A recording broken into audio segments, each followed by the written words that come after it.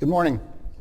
I'm Peter Quigley, Kelly's President and CEO, and with me today is Olivier Thirault, our CFO, who will join us if there are any questions.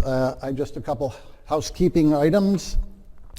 First, we believe that non-GAAP measures provide transparency to investors and insight into how we're evaluating our performance, but keep in mind that non-GAAP measures are no better than GAAP measures. And of course, our safe harbor statement applies to everything we share today, and actual results may differ materially from any forward-looking statements.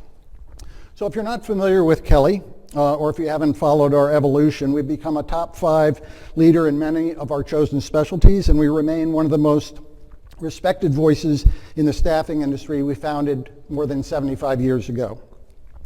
In the staffing industry, almost every employer in the world is a potential prospect for us.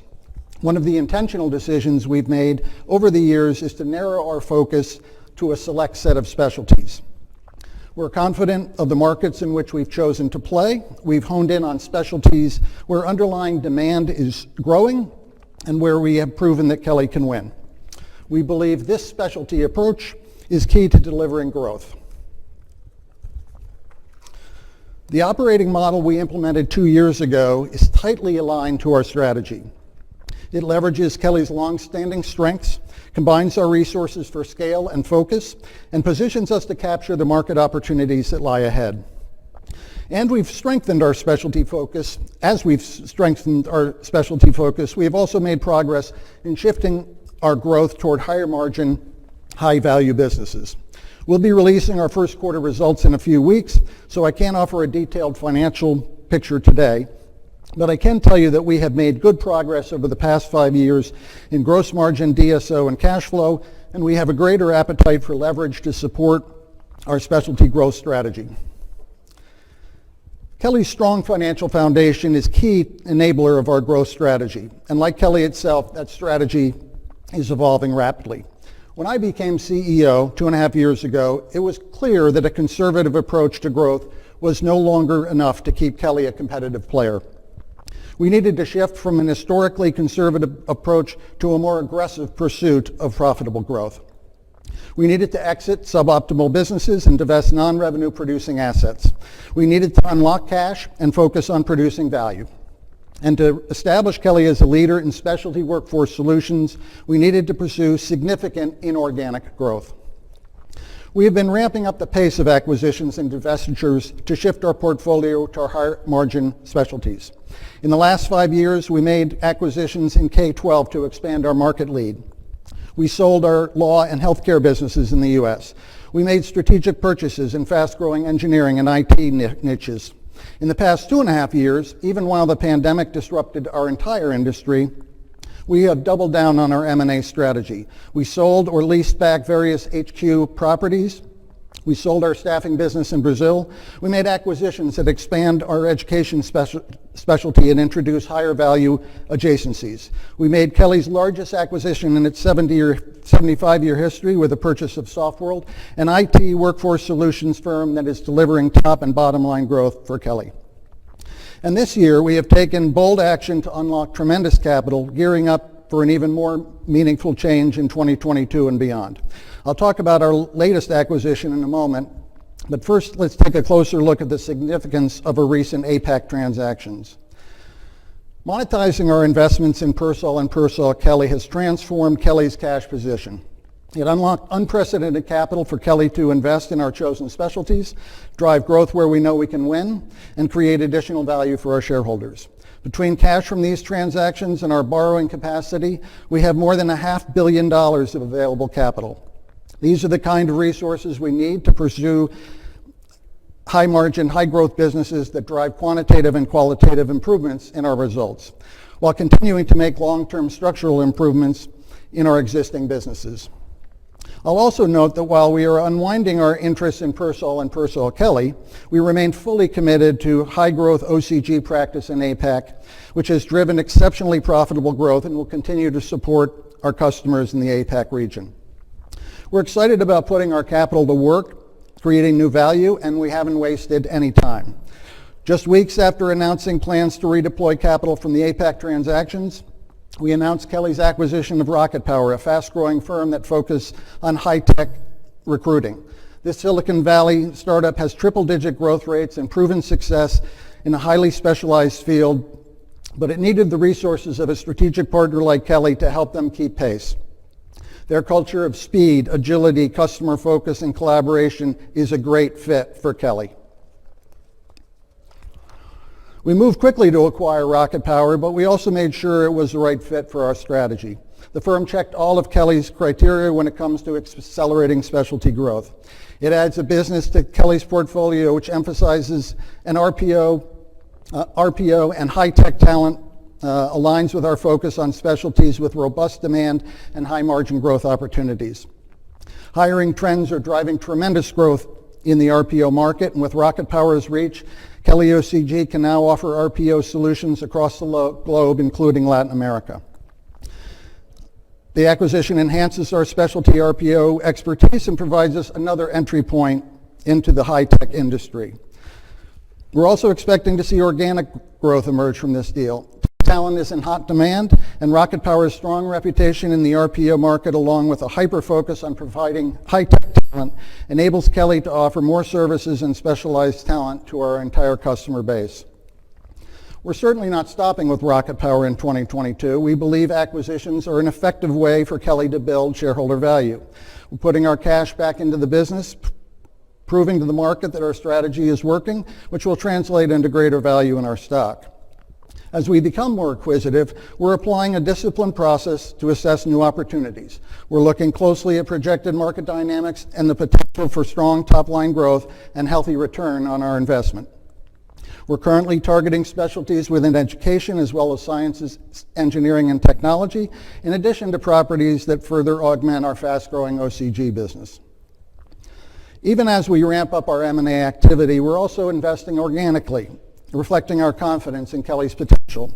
We've overhauled our product development process, and in the past year, we have launched or expanded 3 Kelly education products, added a high-value solution to P&I, and made a significant acquisition in the SET space that unlocked new opportunities for organic GP and revenue growth. These solutions were targeted for their growth potential and will continue to be ongoing areas of investment. As we pursue growth and make investments at an accelerated pace, we remain good stewards of Kelly's financial strength, recognizing the value it delivers for all shareholders. As discussed, our transactions to monetize investments in the APAC region will have a significant impact on our balance sheet and cash flows in Q1 of 2022 and beyond. Our cash priorities continue to align with both organic and inorganic growth in our chosen specialties. While we have a sense of urgency and are taking bold actions, we're also being highly intentional.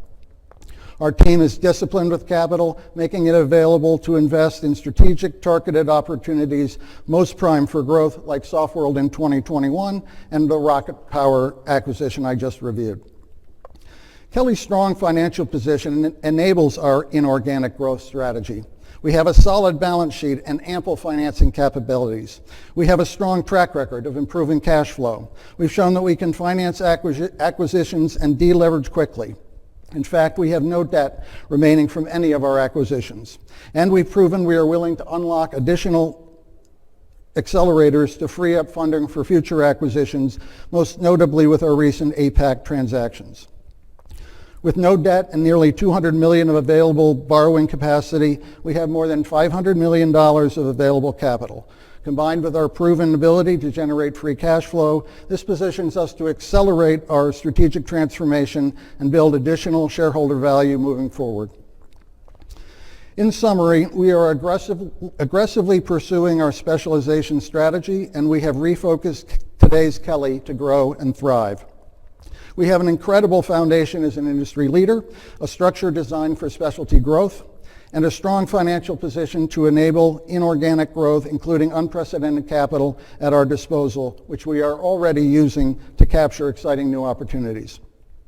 We're moving forward with a strategy that is designed to meet market needs, help customers and talent thrive, and deliver new value for our shareholders. I've never been more energized about the future of Kelly or more confident that the very best is yet to come. We're inspired by how today's KELYA is leaning into growth opportunities like never before, and I hope the KELYA story inspires you as well. Olivia and I will be happy to take any questions you might have. Good. Joe. So why don't we talk about the current talent acquisition market? What are you guys doing to get talent to help your clients find people to work right in today's environment? Well, we're blessed with a blue chip list of clients, and that's where it starts, because talent wants to work for great companies, and our ability to find talent for those companies is accelerated by the brands that we work with. We spend a lot of time, Joe, working with our clients on their employee value proposition, which is essentially why somebody would want to work for one of our companies on either a permanent or a part-time temporary basis. But that's all about what the workforce is like, the workplace, the work style, all of which are even more important in this post-pandemic environment.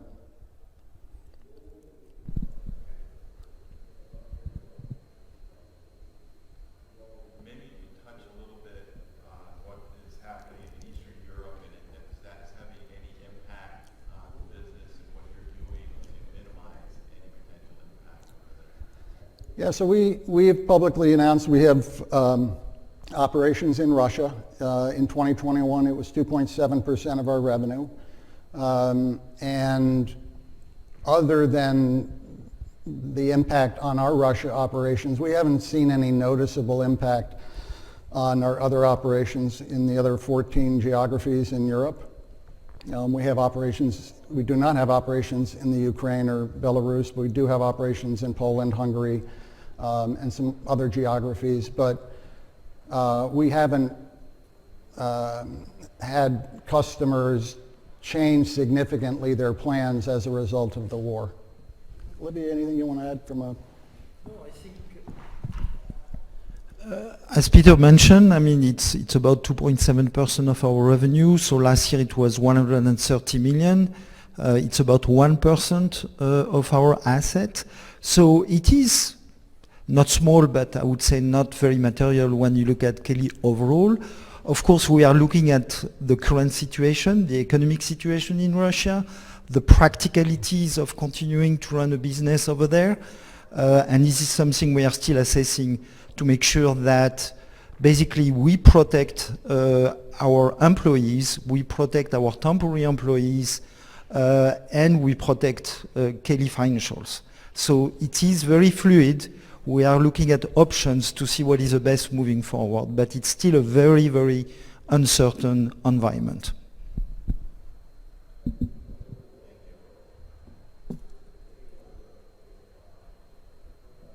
ask another one if no one else wants to step up.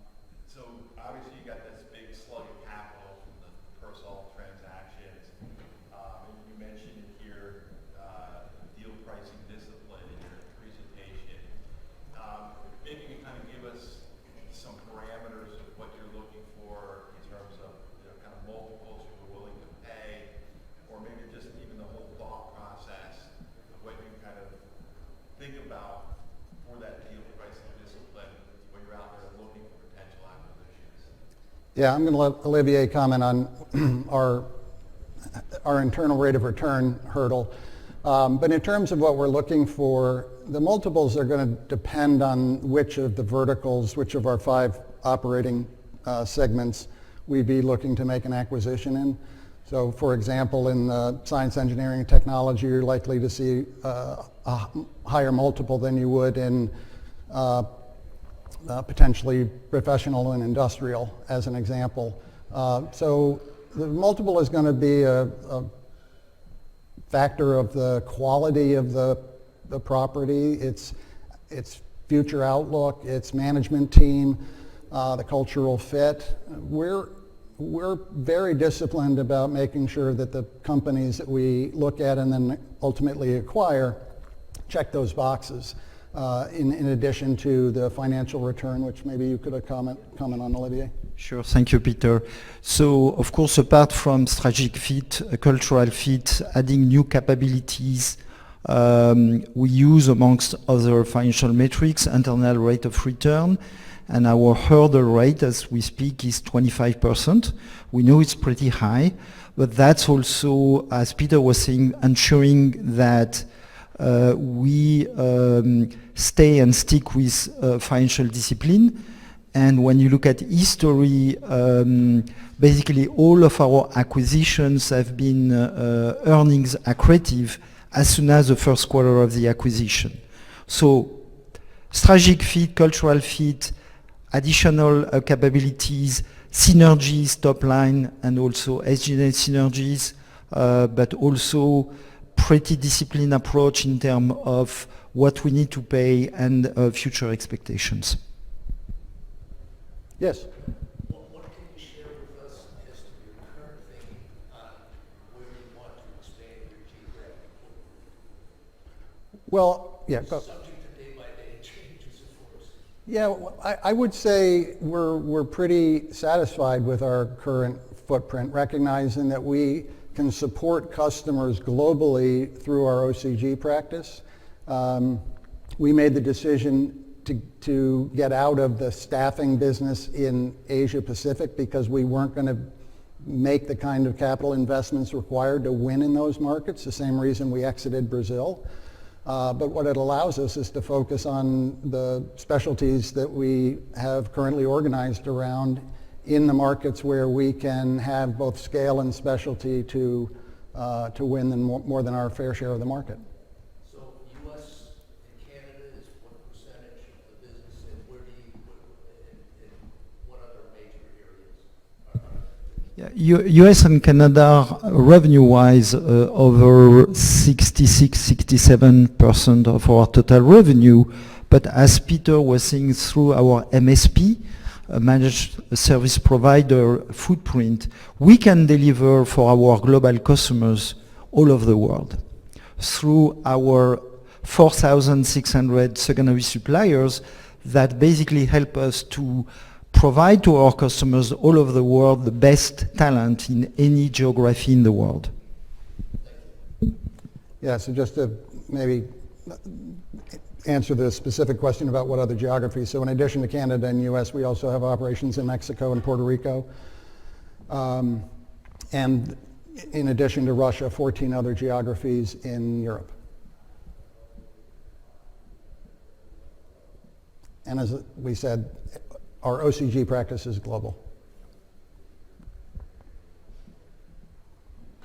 So education obviously is a big part of the business, the education staffing side. That got significantly altered, let's call it, from COVID. Where are we? Are you seeing the process? How many of the school districts throughout the U.S. are all kind of back fully in person? There's still some laggers. How's it, the proposal pipeline looking in order for you guys to get into some more school district contract-wise? And you can touch a little bit on the education sector. Yeah, so we're the largest provider of substitute teachers in the United States. It's a very fast-growing business for us. We see huge upside where the addressable market is much larger than at current penetration rates. And as a result of the pandemic, more and more school districts are recognizing that finding instructors is not a core competency for them. So they're more likely and willing to outsource, which is why we saw, even during the pandemic, probably the best sales and new school district acquisitions since we started the business 20 plus years ago.